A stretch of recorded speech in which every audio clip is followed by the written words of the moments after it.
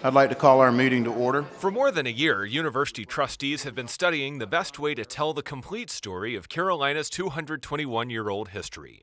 On Thursday, they approved a plan to comprehensively address that history well into the future.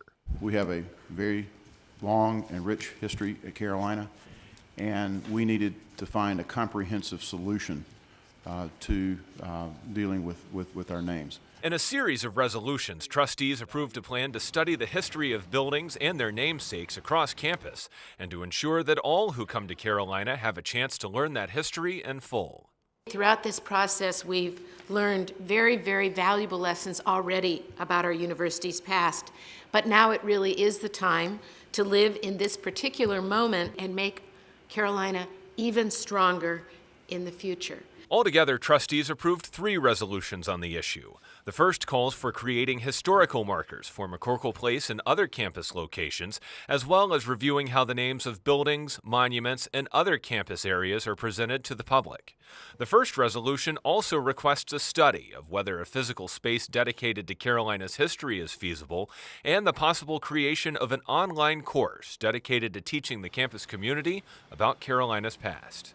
We believe that it is our responsibility for the history of UNC to be accurate, complete, and accessible to all who seek to learn about it and from it. The university has not told the complete story of UNC's history, and we seek to rectify that. The second resolution renames Saunders Hall Carolina Hall. The building will have markers to explain the Saunders name and the decision to remove it. We sought a unifying name, and the Carolina Hall does that, and it honors the people that have been oppressed. The decision to rename Saunders Hall follows university policy, which allows removing an honoree's name if continuing to use it would be contrary to the best interests of the university. We believe the university made an error in citing Mr. Saunders' leadership in the Ku Klux Klan, leadership of the KKK as a qualification for the honor of a building name is inconsistent with UNC's values of Lux Libertas and where we are going as an institution.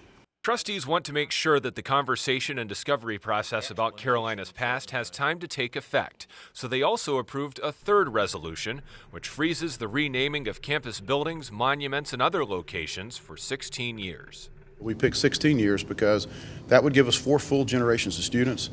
It gives us 8 full boards of trustees. We wanted an extended period of time to allow this to root.